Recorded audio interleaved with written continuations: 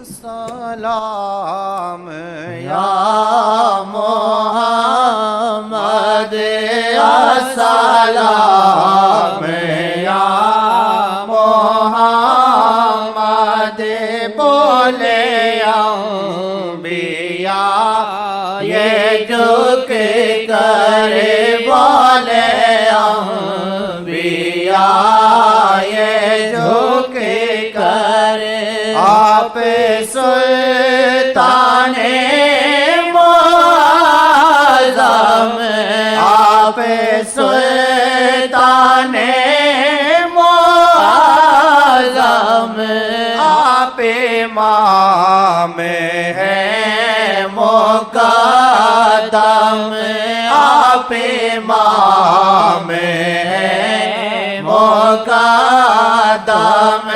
آپ امام ہیں مقدم السلام یا محمد السلام یا محمد جو میں کہے فلک بھی بولا جو میں کہے فلک بھی بولا گونجا نعرہ کاجے کا گونجا نعرہ کاجے کا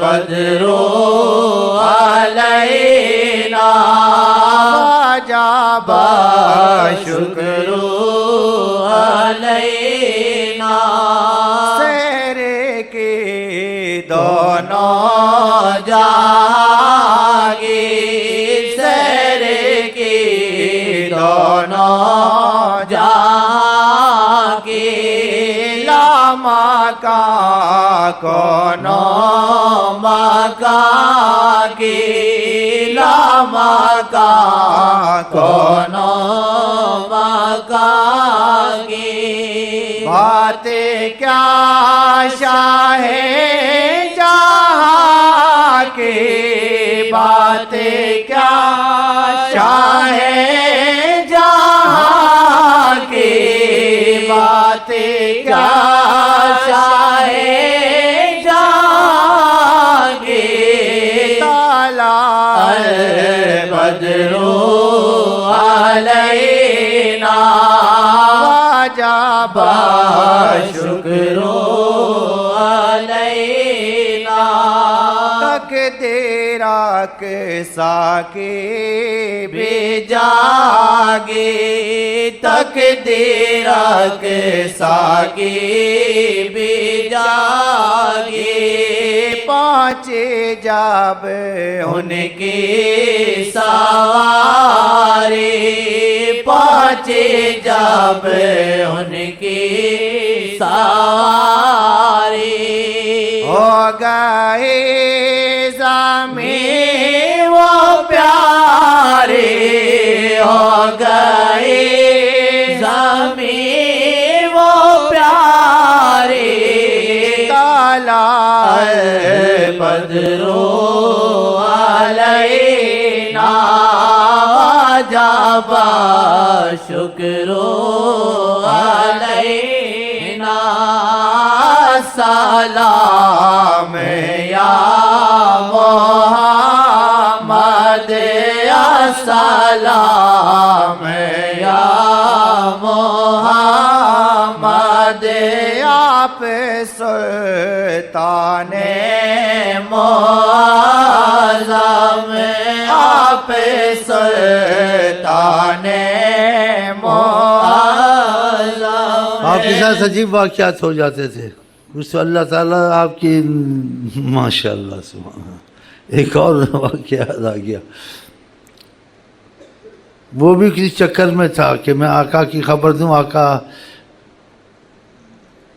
صحابہ کو سکھاتے تھے دشمنوں سے احتیاط کرنی چاہیے تو انسان احتیاط کرے جبتوں کے سامنے سے چھپے تو آپ اس یہ نہیں چھپتے تھے کہ آپ کو خوف تھا کہ ان کو سکھاؤں چھپنے کا طریقہ کیا ہے ان کو سکھانا تھا، ورنہ آقا کو خود تو ڈر نہیں تھا۔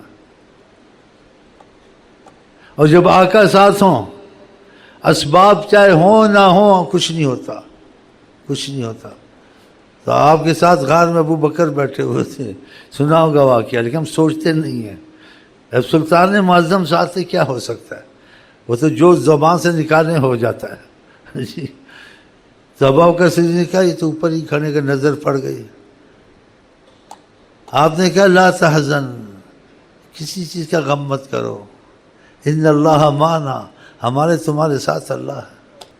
سلطان معظم، سلطان معظم ایک اور چکر میں پڑا تھا، اس کے اتنا مجھے میرے ہاتھ آ جائے گا اور میں خبر دوں۔ اس نے دیکھا فلانی جگہ ایک روح پوش ہے تھوڑے، بھاگتا ہوا گیا شہر میں، بھاگتا ہوا تاکہ ان کو بتائے کہ حضرت محمد فلانی جگہ ہے۔